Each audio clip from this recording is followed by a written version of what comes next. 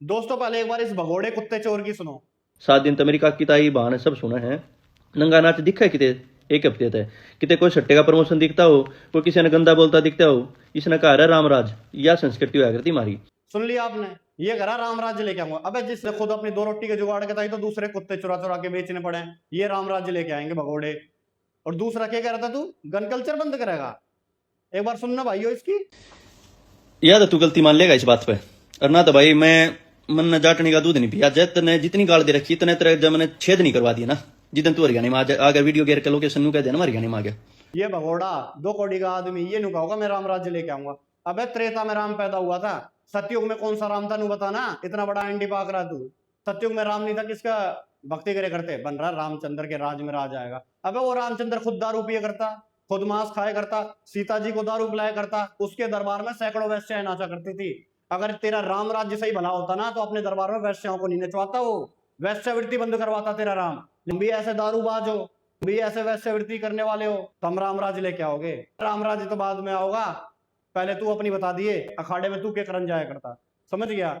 और सही मायने में अगर राम राज्य चाहिए जिसमें समान अधिकार हो, समान व्यवहार हो, जिसमें बहन बेटी का सम्मान हो, व्यभिचार ना हो, जहां सबको एक भाव में रखा जाए, जात पात ना हो, वो राम राज्य है उस कबीर राम के राज्य में। और गरीबदास जी महाराज बताते हैं कि अविगत राम कबीर है, चकवे अविनाशी, ब्रह्मा विष्णु महेश से वो करत ख्वासी। कि वास्तविकता में जो आदि राम परमात्मा है वो कबीर है, उसके राज्य में ही सुखी हो सकती है प्रजा। बाकी और रामचंद्र जैसे तो नुयांड है, के राज्य में कोई सुख नहीं हो सकता।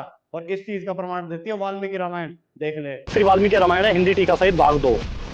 इसके अंदर आप पाएंगे उत्तरकांड सर्ग 42। श्री रामचंद्र जी बैठे सीता जी को बाएं हाथ से ग्रहण कर पवित्र व मेरे मधु, यानी कि आप संस्कृत में देख सकते हैं मधु मेरे कम, यानी कि मेरे कम मधु शराब पिलाई। अब कई लोग कहेंगे भाई मेरे कम मधु तो पेय पदार्थ भी हो सकता है, मीठा पानी भी हो सकता है, उसका भी आपको प्रमाण दिखाएंगे आगे कि श्री रामचंद्र जी ने पिलाया, यानी कि मेरे कम मधु शराब उनको पिलाई।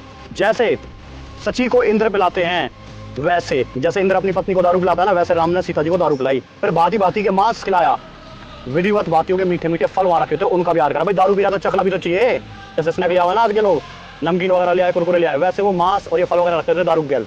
श्री रामचंद्र जी के व्यवहार तो सेवक लोग अतिथि लाए के मांस वगैरह फल वो सारे लेके आए उनके लिए। श्री रामचंद्र जी के सामने फिर नाच होने लगा वहां पे। अप्सराओं ने, किन्नरों ने, यानी कि स्त्रियां थी, अप्सरा थी और किन्नर हिजड़े भी थे, साथ मिलकर किया, यानी कि वो जो नाच था, वो जो उनका डांस था ना, वो उनने करा किन्नर और अप्सराओं ने। इसके उपरांत उदार स्वभाव वाली स्वरूपवती स्त्रियों ने मदपान कर, यानी कि जो नाच रही थी उन्होंने दारू भी पी, मदपान भी पिया। नाचने गाने में अति चतुर श्री रामचंद्र जी के सम्मुख नाचने लगी, दारू पी के नाचने लगी। बताओ भाई ये कैसा मर्यादा पुरुषोत्तम है।